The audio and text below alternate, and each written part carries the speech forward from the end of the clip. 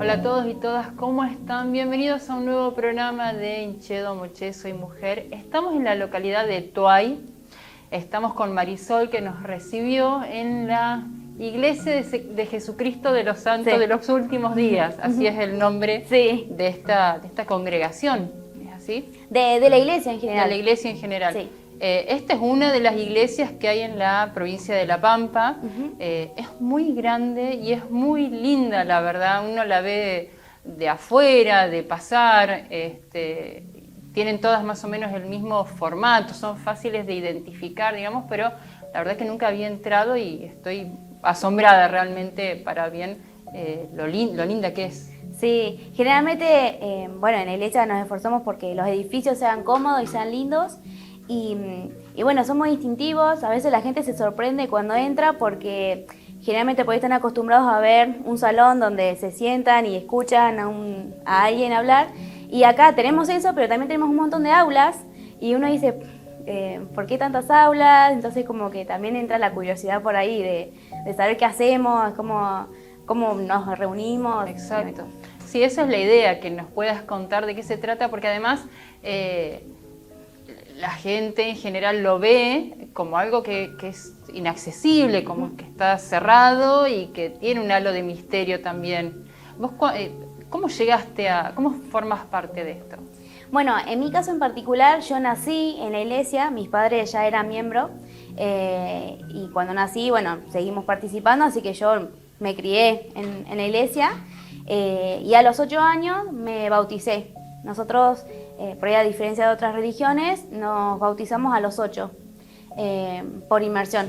Entonces, a partir de ahí es como uno empieza a ser oficialmente miembro de la iglesia y empieza sus actividades. Y si hay más grandes, se bautiza, también empieza a conocer, tiene que venir un cierto tiempo, unos domingos para Pero vos adaptarse. Vos a los 8 años, ¿te preguntaron? Sí, ¿Ya totalmente. se daba por sentado que vos ibas a ser parte de la iglesia? No, siempre se pregunta. Es más, hay muchos niños. Yo en mi caso me bauticé a los 8 porque sentía el deseo, pero generalmente siempre se respeta la decisión de cada uno, como el libre albedrío. Y tenemos muchos casos de niños que dicen, no, yo no me quiero bautizar a los 8, por más que han sido miembros toda la vida, y no se bautizan, y se bautizan más grande o bueno, siguen su camino.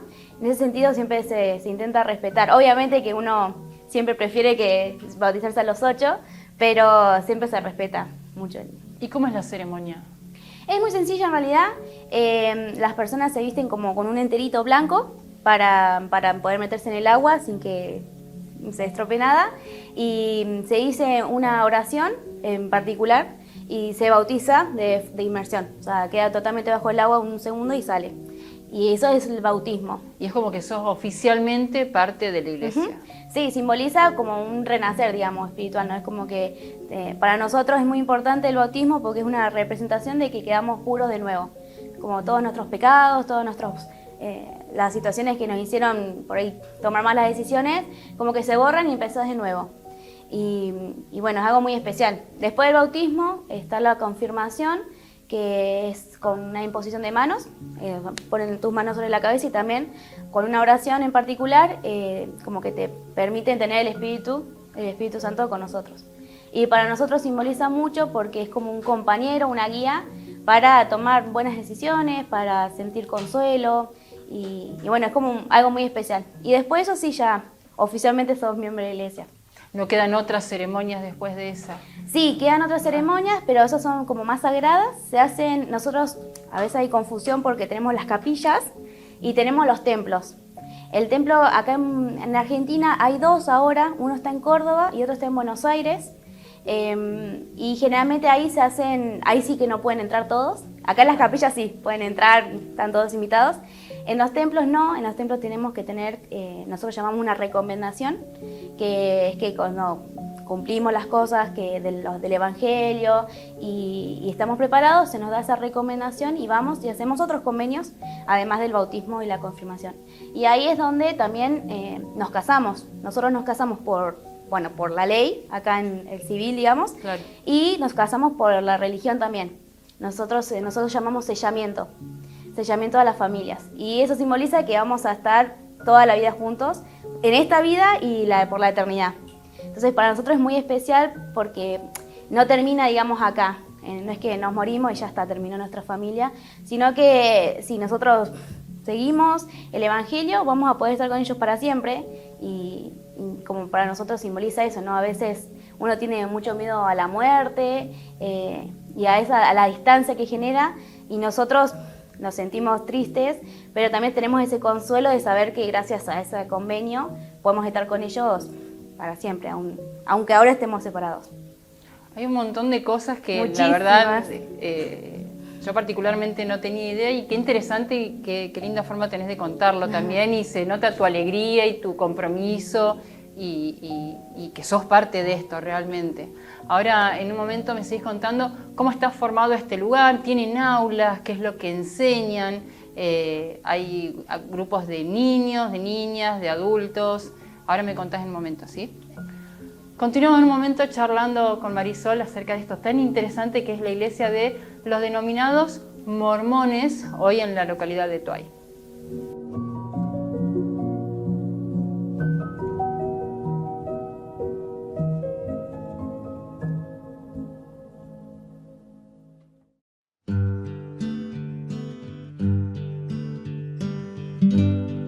Estamos en Tuay, estamos con Marisol, estamos en la Iglesia de Jesucristo de los Santos de los Últimos Días, conocidos también como mormones. Es una forma también más simple de referirnos a ustedes.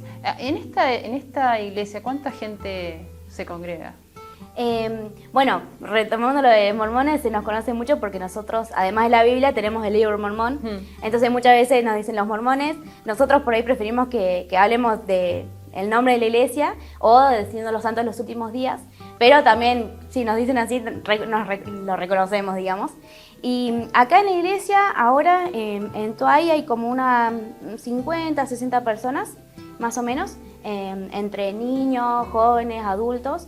Y bueno, siempre estamos invitando a gente y gente por ahí viene a conocer y a ver cómo se siente y conocer la doctrina, digamos. Y hay aulas también. Sí. ¿Cómo? Aulas donde participan niños, niñas, las mujeres separadas, los varones, ¿cómo es? Bueno, nosotros tenemos los domingos, están un poco divididos. La primera parte, que dura 1 hora, es con discursantes, que pueden ser hombres y mujeres, que hablan sobre el Evangelio, y es donde tomamos la Santa Cena, que es como nuestra misa, una forma así. Y la segunda hora es con clases. Entonces, algunos domingos al mes, las clases se dividen en los adultos, todos juntos, jóvenes, todos juntos y niños. Y otras clases, otros domingos se dividen en mujeres adultas, hombres adultos y hombres y mujeres jóvenes separados y los niños. Y también son clases en donde estudiamos como más a profundidad sobre las escrituras, sobre las palabras de nuestros profetas y hablamos un poco de nuestras experiencias también como espirituales, nuestros testimonios, cosas que vivimos, digamos, por el Evangelio. Entonces hay muchas aulas porque nos vamos separando así, de esa forma. Claro. Y en este lugar, ¿cómo es lo que llamamos comúnmente misa, o lo que se conoce como misa? ¿Cómo es la ceremonia? Bueno, nosotros, en un momento en particular de la reunión sacramental que llamamos nosotros, se reparte el pan y el agua. Nosotros literalmente tomamos pan, un pedacito de pan y agua, y hay una oración específica que bendice, digamos, ese pan y ese agua y representa la Santa Cena, el cuerpo y la sangre de Jesucristo. Entonces, como para nosotros es muy importante ese momento, porque es cortito, pero nos hace como evaluarnos a nosotros mismos y decir, bueno, a ver, este es como un nuevo comienzo y nos recuerda un poco el bautismo que tuvimos cuando entramos en la iglesia y cómo fue especial para nosotros ese momento. Entonces, pero es muy cortito, es la oración que lo bendice, se reparte y listo. Lo que no vimos son elementos identificatorios, digamos, o cruces o insignias de alguna manera. Bueno, para nosotros no tenemos cruces ni por ahí a Jesucristo en ese sentido, porque para nosotros Él revivió, entonces Él está vivo. Para nosotros Él no pasó digamos, Él murió, pero al tercer día revivió. Y por eso nuestra iglesia no tiene esa representación en particular. Para nosotros lo recordamos de otra forma, por ejemplo, a través de la Santa Cena. Y también van a ver que en las iglesias, en todas las iglesias hay un montón de cuadros en donde está Jesucristo en diferentes situaciones de su vida, como cuando Él era niño y estaba en el templo, o cuando hablaba a sus discípulos o a la gente. Y siempre hay un montón de esa representación, digamos, esa es nuestra forma de representar a Jesucristo con las acciones que tuvo en la tierra. Si bien el edificio es como muy grande, es muy impresionante y tan pulcro, no se ven elementos de riqueza, digamos, material, que por ahí sí se ven en otros lugares. Tal cual, nosotros queremos que la iglesia sea algo cómodo y que sea algo lindo, y por eso también digamos, son de calidad los instrumentos o los materiales que se usan, pero pensamos también que la riqueza es para compartirla, y por eso es que las capillas en sí no tienen tanta riqueza. En los templos sí tienen como materiales y muchísimo más finos y de calidad, pero también es como que se respeta mucho, intentamos como que sea algo más como minimalista, ¿no? Exacto. El hecho de decir, bueno, es algo que para nosotros es valioso, pero tampoco derrochar sin sentido. ¿Y cómo se manejan con el diezmo, como hace la Iglesia Católica? Bueno, nosotros, a partir de que uno es miembro de la iglesia, lo que tenemos es el diezmo, que literalmente es el 10% de nuestras ganancias, y hay sistemas. Antes se daba al obispo y el obispo tenía que depositarlo en una cuenta de banco. Ahora se puede hacer directamente online, entonces cada uno va y lo hace con su cuenta y listo. Entonces también está bueno eso porque no hay intermediarios, digamos, vos depositas directamente. Y bueno, gracias a esos diezmos es que podemos construir estas capillas. Eso por ahí también es lo lindo de saber que nosotros contribuimos y esa contribución hace que podamos tener esa mesa, que podamos tener esos signarios. Entonces como que nosotros todos construimos. Obviamente que mi aporte por ahí no representa tanto, no voy a poder comprar un signario, por ejemplo, o construir a grande pero masa. sumás Pero al sumo total. al total, ¿no? Y además es como lo importante, ¿no? Es decir, bueno, no es que yo dono y no sé qué pasa con esa plata. Como que lo vemos a diario, entonces está bueno. Sí, es como cada integrante de esta iglesia es dueño de todo lo que hay en ella. Continuemos en un momento, ¿sí? No se muevan de ahí, es muy interesante lo que nos está contando Marisol y en un momento seguimos.